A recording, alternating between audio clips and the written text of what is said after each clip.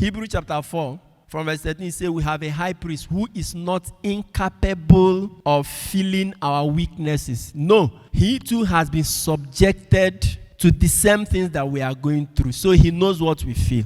So we are also called to empty ourselves of those things that make us incapable of feeling the pains of others. Religious bigotry. When people of other religions die, it doesn't bother you. Or at worst, it's a necessary death. But when people of your own religion die, you want to shut down the entire country. That you have not emptied yourself of religious bigotry. What affects others do not matter to you until it affects the same people like you. How about tribalism? We and they.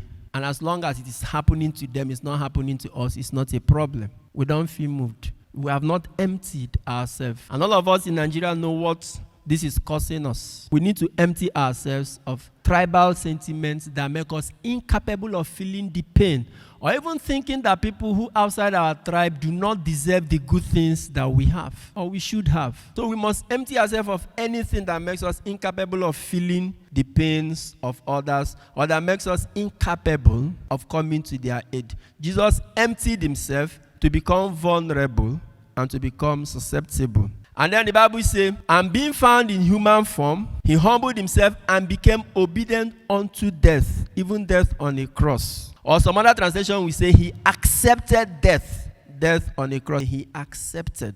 He says it that, I lay down my life, no one takes it from me. He accepted willingly death. God cannot die. It's not possible. But for Jesus to die, first of all, he had to accept it.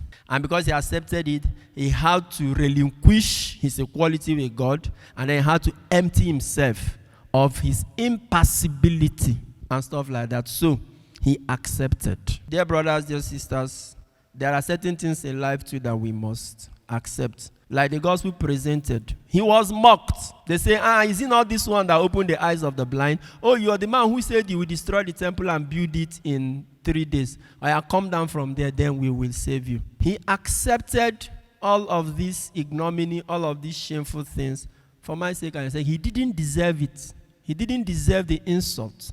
The Bible said that Pilate even knew that he was innocent and that these people have brought all the charges against him out of envy.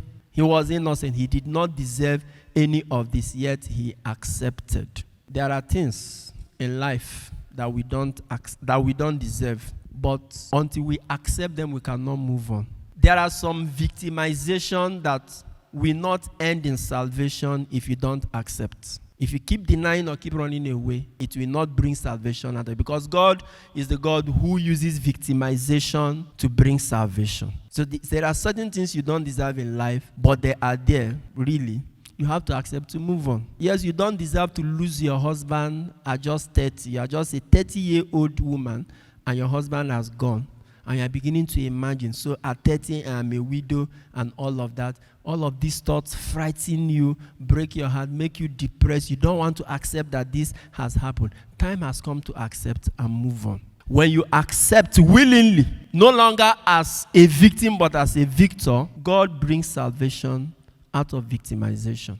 Oh, you lost your son, the son that you spent all you have to train, and just when this person has graduated from school to do something, death snatched him from you, maybe in the most gruesome way. It has happened. You don't deserve it, but accept it and move on and grow from there. For when there is acceptance, victimization can bring out salvation. Salvation can come out of victimization. Sign up with the largest community of Catholics online. Make new friends, chat, post pictures and videos, make and receive audios and video calls, interact with lots of priests and religions. Download the app from Google Play Store.